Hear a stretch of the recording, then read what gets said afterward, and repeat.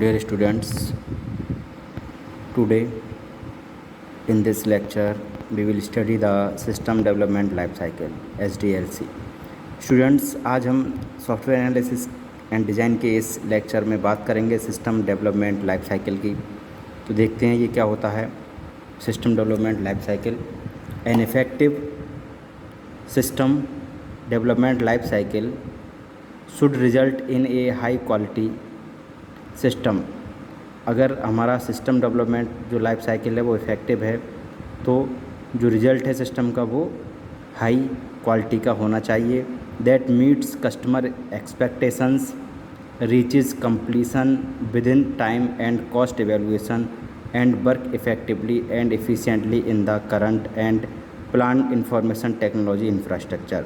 एचडीएलसी का काम है कि वो कस्टमर के एक्सपेक्टेशंस को फुलफ़िल करे और completion within time and cost evaluation, यानी कॉस्ट और टाइम के आधार पर अपने जो सिस्टम है के प्रोसेस है उन्हें कंप्लीट करे और इफ़ेक्टिवली वर्क करे और एफिशिएंटली जो भी प्लान किया है इंफॉर्मेशन टेक्नोलॉजी इंफ्रास्ट्रक्चर में उसके अकॉर्डिंग वर्क करे।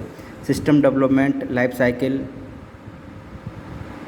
Is a conceptual model which includes policies and procedures for developing or altering systems throughout their life cycles.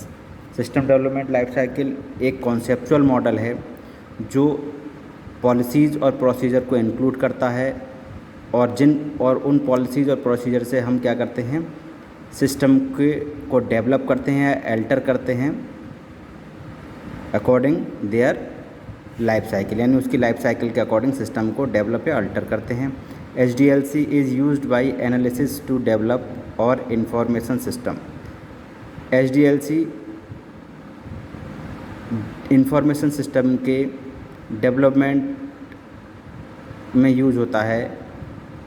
HDLC include the following activities, इसकी कुछ एक्टिविटीज़ हैं जो इंक्लूड होती हैं इसमें। रिक्वायरमेंट, पहली एक्टिविटी है रिक्वायरमेंट्स, सेकेंड एक्टिविटी है डिज़ाइन, देन है implementation, then testing and deployment and operations and maintenance. ये 7 एक्टिविटीज़ हैं जो HDLC इंक्लूड करता है। इसे अगर हम शॉर्ट में याद रखना चाहें तो हम RDI-TDOM की तरीके से याद रखते हैं। R for research, D for design, I for implement, T for testing, D for deployment, O for operations and M for maintenance. इस तरीके से भी इसे याद किया जा सकता है। ओके, आइए तो फेजेस ऑफ HDLC की बात करते हैं। System development life cycle is a systematic approach which explicitly break down the work into phases. System development life cycle एक सिस्टमेटिक अप्रोच है जो क्या करता है, काम को फेजेस में डिवाइड करता है। That are required to implement either new और मॉडिफाइड इंफॉर्मेशन सिस्टम, और वो फेजेस नए या मॉडिफाइड इंफॉर्मेशन सिस्टम के द्वारा इम्प्लीमेंट की जाती हैं। तो जो पहली फेज है इसकी वो है प्लानिंग। प्लानिंग में क्या क्या होता है, obtain approval for project, initiate, assess, feasibility, plan, schedule. ठीक है, प्लानिंग में क्या होता है, जो अप्रूवल है उसे ऑब्टेन करते हैं, प्रोजेक्ट इनिशिएट, प्रोजेक्ट पर काम होता है। ऑब्टेन अप्रूवल किसके लिए अप्रूवल ऑब्टेन होता है, प्रोजेक्ट के लिए, इनिशिएट के लिए, एसेस, फिजिबिलिटी और प्लान शेड्यूल के लिए। तो यानी कि प्लानिंग से जुड़े जितने भी टास्क होंगे वो हम प्लानिंग फेज़ में कंप्लीट करेंगे। देन एनालिसिस पार्ट में क्या करेंगे, understand business need and processing needs. क्या एनालिसिस में क्या करेंगे, सिस्टम को एनालिसिस करके हम ये जानेंगे कि बिजनेस की ज़रूरत क्या है और प्रोसेसिंग की ज़रूरत क्या है। इन सब चीज़ों को एनालाइज हम करेंगे। देन डिज़ाइन में क्या करेंगे, define solution system based on requirement and analysis decision. Analysis और रिक्वायरमेंट के आधार पर जो भी प्रॉब्लम्स आई हैं, जो भी रिक्वायरमेंट्स हैं, उनके सॉल्यूशन को हम डिफ़ाइन करेंगे डिज़ाइन पार्ट में कि हमें जो रिक्वायरमेंट है उसे कैसे हम फुलफ़िल करेंगे। एनालाइज करने के बाद क्या क्या हमें इम्प्रूवमेंट करना है, ये सारी चीज़ें हम डिज़ाइन फेज़ में कंप्लीट करेंगे। देन इम्प्लीमेंटेशन में हम क्या करेंगे, construct, test train user install new system, यानी कि सिस्टम को कंस्ट्रक्ट करना, टेस्ट करना, यूज़र्स को ट्रेन करना, सिस्टम को इंस्टॉल करना नए सिस्टम को, ये सारी चीज़ें हमारे इम्प्लीमेंटेशन में आती हैं। देन मेंटेनेंस में क्या करेंगे, keep system healthy and improve, यानी सिस्टम को हेल्दी और इम्प्रूव बनाने के लिए हम स्टेप्स इसमें कवर करेंगे।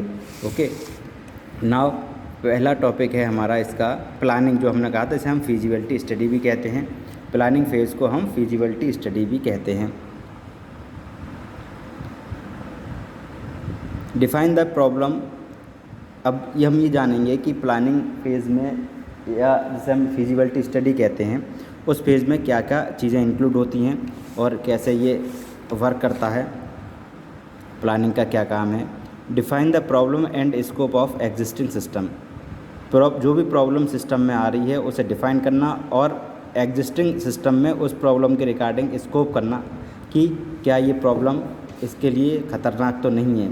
ठीक है। Then overview the new system and determine its objective, नए सिस्टम का ओवरव्यू प्रोवाइड कराना और ये डिटरमाइन करना कि इसका ऑब्जेक्टिव क्या है। Then confirm project feasibility and produce the project schedule, project feasibility को कंफर्म करते हैं इसमें, और प्रोजेक्ट शेड्यूल को प्रोड्यूस किया जाता है, प्रोजेक्ट का जो शेड्यूल होता है। ठीक है।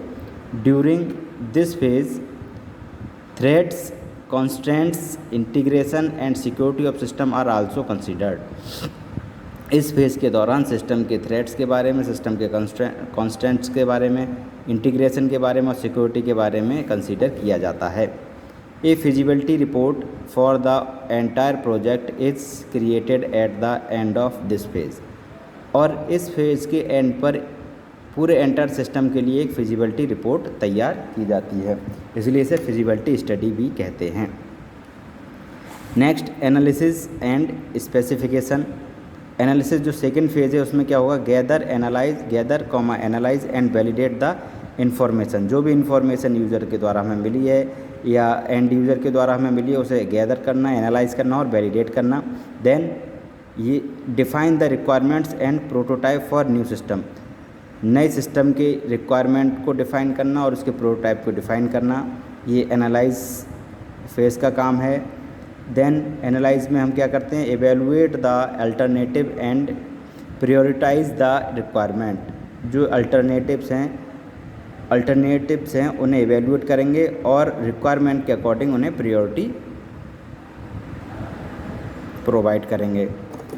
Then examine the information needs of end user and enhance the system goal, यानी कि जो एंड यूज़र है उसकी ज़रूरतों को एग्जामाइन करना और सिस्टम के गोल को इन्हेंस करना, ये एनालाइज के पार्ट में आता है या एनालाइज से इंक्लूड करता है। A software requirement specification, SRS document भी हमारे एनालाइज पार्ट में आते हैं, which specifies the software, hardware, functional and network requirement of the system, जो कि सिस्टम की सॉफ्टवेयर और हार्डवेयर और फंक्शनल और नेटवर्क रिक्वायरमेंट को प्रिपेयर करते हैं इस फेज़ में हम। ठीक है। अब नेक्स्ट फेज़ की बात करें, that is system design.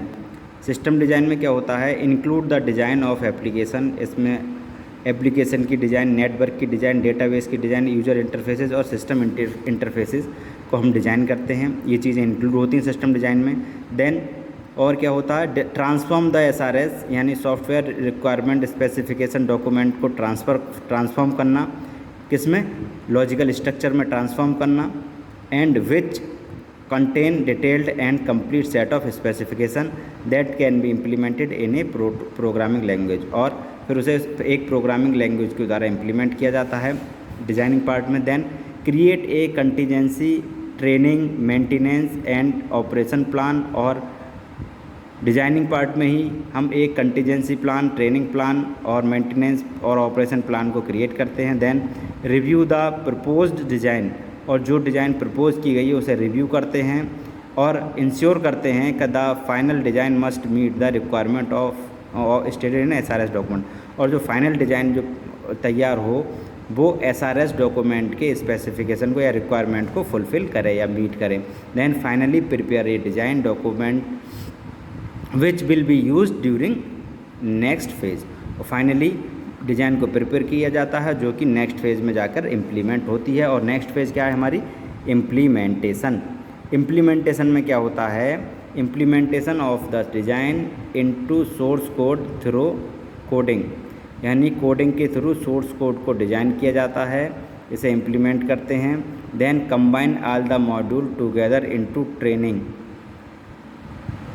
Environment that detects error and defects, और जो मॉड्यूल हैं उन्हें कंबाइन करते हैं और फिर जो भी एरर हैं, जो भी डिफेक्ट्स हैं, उन्हें डिटेक्ट किया जाता है। देन इम्प्लीमेंटेशन पार्ट में a test report which contain error is through test plan, एक टेस्ट प्लान के थ्रू एक टेस्ट रिपोर्ट प्रिपेयर की जाती है जो ये बताती है कौन कौन से एरर इसमें हैं सिस्टम में। Include test task such as test case generation, testing criteria and resource allocation for testing, और जिसमें एक टेस्ट प्लान भी रहता है जो कि जैसे कि टेस्ट जनरेशन क्या, टेस्ट केस जनरेशन क्या, क्राइटेरिया क्या है, एलोकेशन प्लान क्या है, ये सारी चीज़ें भी उसमें रहती हैं।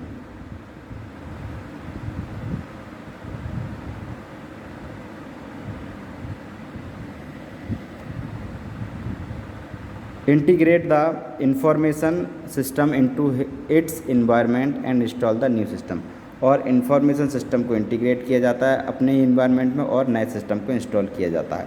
नेक्स्ट फेज है मेंटेनेंस एंड सपोर्ट। मेंटेनेंस और सपोर्ट में क्या होगा? Include all the activities such as phone support और physical on site support for user that are required once the system is installing. System जब इंस्टॉल होता है तब जो भी सपोर्ट चाहिए एक्टिविटी के रिगार्डिंग, जैसे फ़ोन से सपोर्ट चाहिए या साइट की सपोर्ट चाहिए, वो सारी चीज़ें इंक्लूड होती हैं मेंटेनेंस पार्ट में।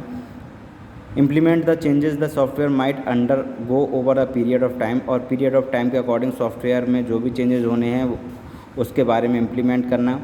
और implement any new requirement after software is deploy at the customer location, और कस्टमर लोकेशन को डिप्लॉय करने के बाद जो भी नई इम्प्लीमेंटेशन होना, डिप्लॉयमेंट होना है उसे इम्प्लीमेंट करना, ये मेंटेनेंस का पार्ट है। It is also includes handling the residual error and resolve any issue that may exist in the system, system में एग्जिस्ट होने वाले कोई भी एरर हों, कोई भी इश्यूज़ हों, उन्हें रिसॉल्व करना। और मेंटेनेंस द सपोर्ट में be needed for a longer time, और लंबे समय तक लार्ज सिस्टम के लिए मेंटेनेंस सपोर्ट की ज़रूरत होती है for short time for smaller system, और शॉर्ट टाइम स्मॉलर सिस्टम के लिए इतने मेंटेनेंस की ज़रूरत नहीं होती है। तो ये था SDLC के फेजेस के बारे में। कल हम नए टॉपिक के बारे में पढ़ेंगे स्टूडेंट्स। आज के टॉपिक में इतना ही। Okay, thank you.